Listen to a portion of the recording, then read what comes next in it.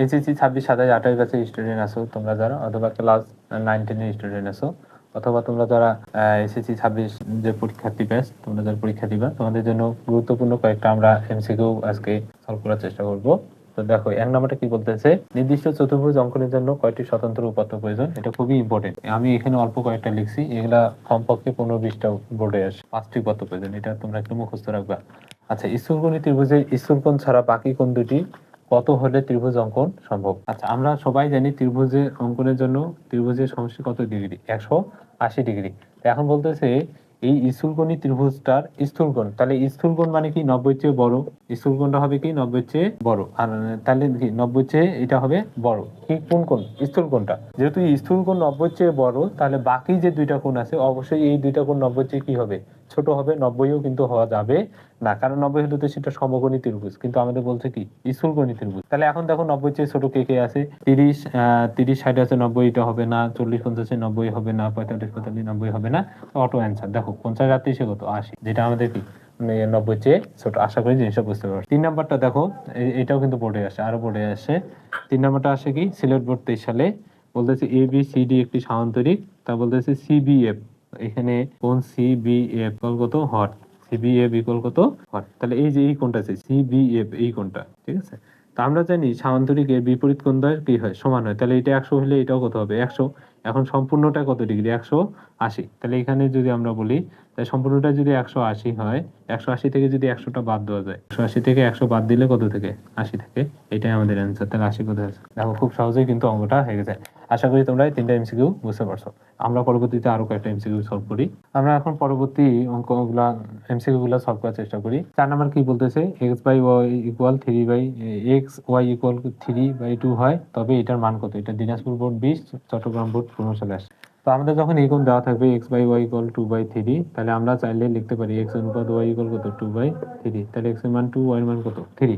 এখন ডিরেক্ট এখানে জাস্ট মান বসাই দাও। তাহলে x এর মান কত 2, তাহলে আমি একবার বলছি 6 দুগুণে কত 12, প্লাস y এর মান কত 3 বাই x এর মান 2, 3 দুগুণে কত 6, তারপর y এর মান 3, 3 দুগুণে কত 6। তাহলে উপরে হচ্ছে 15, নিচে হচ্ছে 6 6 কত 12। এখন এটাকে 3 দ্বারা যদি ভাগ দেই, 3 5 15, 3 4 কত 12, তাহলে 5 কত 4। এই যে অ্যান্সার গ নম্বর। দেখো খুব সহজে কিন্তু হয়ে গেছে, আশা করি বুঝতে পারছো আর কি। আচ্ছা, তারপরে এটা করার চেষ্টা করি। কুমিল্লা বোর্ড 25 সালে আসে, s² = √5x-1 যদি হয়, তাহলে x + 1/x এর মান কত। তাহলে আমরা করি, তাহলে s² = √5x-1 আছে, তাহলে আমরা কি করব, এই -1টাকে এই পাশে নিয়ে আসবো। তাহলে s² + 1 = কত √5x। তারপর আমরা x-টাকে ওই পাশে নিয়ে আসবো, তাহলে s² x গুণ আছে, এই পাশে আসলে ভাগ হবে √5। তাহলে উপরে আচ্ছা দুইটা রাশি, নিচে একটা রাশি, আমি বিস্তারিত করে দিচ্ছি, ঠিক আছে। তো 1/x = কত √5। তাহলে এই যে দুইটা থেকে কিছু নেই, মানে 1 আছে, 1 থাকে, ইকুয়াল কত √5। দেখো আশা করি বুঝতে পারছো। তাহলে কত থাকে √5, এই যে যেটা আছে গ নাম্বার। দেখছো খুব সহজে কিন্তু অঙ্কগুলা। তাহলে প্রথমে এটা নিয়ে আসলাম, এই পাশে -1 + 1, তারপর এক্সটা গুণ ছিল, ভাগ করে দিলাম, উপরে দুইটা রাশি, নিচে একটা রাশি, এক করে দিলাম, তাহলে কত √5। আশা করি খুব সহজেই 5 নাম্বারটা বুঝতে পারছো। এখন 6 নাম্বারটা যদি করি, দেখো এখানে কি আছে, কি আছে না। আচ্ছা, আমি শর্টকাটেই করে দিচ্ছি। এটা হচ্ছে যে প্লাসের মান আছে, এখানে প্লাস আছে, তাহলে তোমরা কি করবা, মানের উপর কি দিবা, তার মানটা কি আছে প্লাস, তাহলে বাইরে কি দিবা মাইনাস, তাহলে 3 ইন্টু মান। এটার সূত্রটা আসে কোথা থেকে, এই যে x + a + b হল কি -3ab ইন্টু a + b, ঠিক আছে। এই সূত্রটা, এটাই শর্ট, এই যে এটা কাটা গেল। তাহলে এটা মানের উপর কি -3 ইন্টু কত মান, তাহলে মান হচ্ছে কত √5, তারপর কি -3 ইন্টু √5। তাহলে √5 এর উপর কি মানে কত 5√5 -3√5। তাহলে 5 থেকে 3 বাদ দিলে কত 2√5। তাহলে 2√5 কোথায় আছে, যে খ নম্বর। দেখছো খুব সহজে কিন্তু এমসিকিউটা সলভ করে ফেললাম। 7 নাম্বারটা কি বলতেছে, p = যদি 2 4 6 8 হয়, এই সেটের প্রকৃত উপসেটের সংখ্যা কত। তো আমরা জানি প্রকৃত উপসেটের সূত্র হচ্ছে 2n-1।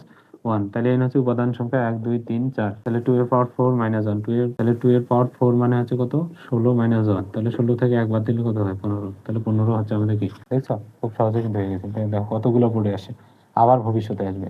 আচ্ছা, তারপর 8 নাম্বারটা করার চেষ্টা করি। 8 নাম্বারটা বলতেছে sin a - b = ½ এবং b = 30 হলে a এর মান কত। তাহলে আমরা এটা দিয়ে করব, sin a - b = ½। এখন বের করব sin কতর মান হাফ, sin আছে 30 ডিগ্রির মান হাফ, sin কতর মান হাফ, sin 30 ডিগ্রি। আচ্ছা, তাহলে sin বাদ দাও, a - b = কত হবে 30 ডিগ্রি।